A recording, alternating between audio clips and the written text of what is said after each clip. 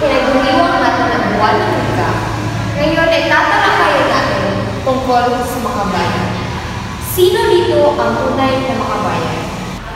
Ma'am, nilike ko po yung reels kagabi tungkol sa mamang naghihirap.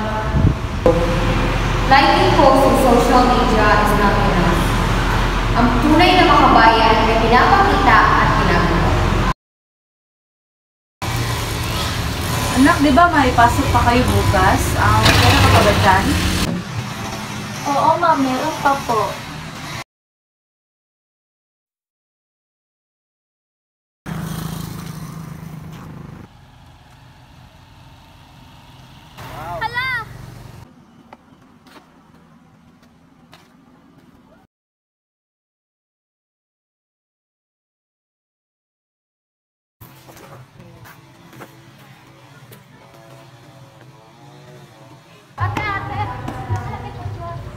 Ay, wag na, hindi mo naman trabaho. Okay lang, ate.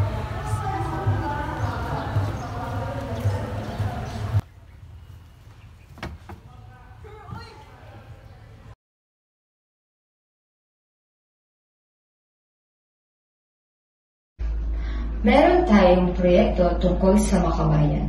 Gagawa kayo ng video o spoken poetry. Pero, hindi ito paligsahan, kundi gusto ko lang makita ang totoong kayo.